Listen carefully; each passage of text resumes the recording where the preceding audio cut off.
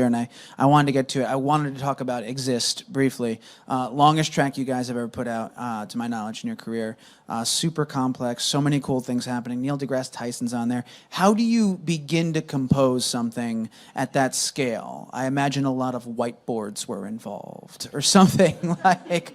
You know, it wasn't that bad because we already had the blueprint. The blueprint was the Big Bang. And if you look at the Big Bang and how we believe, or the theories of how it happened and how the universe was very, very hot, and then it started cooling down, and you have all these phases that it goes through with radiation and all these different sorts of things, we're able to kind of look at all that in a timeline and say, well, what would the energy at the beginning of this sound like? And then when radiation comes and Earth is born, what would that sound like? And then so we were able to kind of follow that blueprint.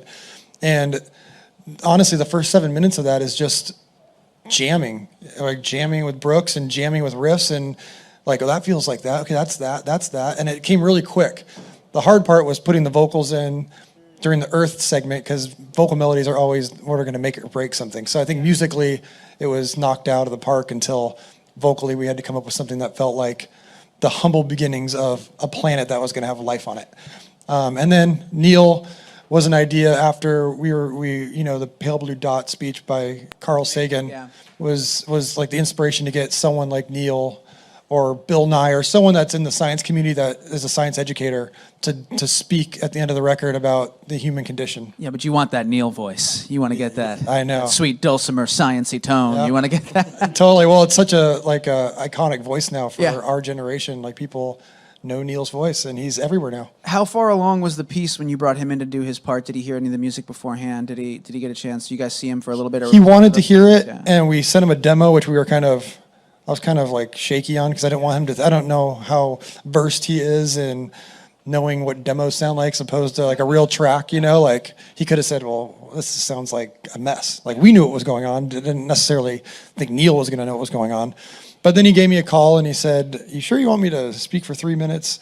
John Lennon was able to write Imagine with just a few words. And I said, well, we're a little more, some more progressive thing. And I said, we've got this under control. We know what we're doing here. Like, we need it to be about 3.5 minutes. And he was all game. That's kind of what you got to love about him, though. Even when we had him here at the old studio a little while ago, and we had an old logo, and one of the greatest moments that's ever transpired on this show, it happened backstage, where Neil deGrasse Tyson took out a Sharpie and on one of the walls in the studio proceeded to give a lecture for 15 minutes why our logo was unsound, because the circle was under the triangle, which is geometrically an unstable base. And this dude went in and went into the history of shapes. It was incredible. So I was gonna say, did he offer any painfully honest critique or opinion? And it sounds like in the first he did a little bit, yeah. And by the way, we were going back and forth with him on what was going to be said, and he had some, he's like, well, I don't want to say this, and it's got to be my own voice. And it's like, yeah, great. And then so he wrote some stuff. We kept going back and forth, but you knew every time you sent him something, you were going to get some opinions back. You actually have to beat him in a knife fight to play the guitar part. I believe it. That's on Wikipedia now. Yeah.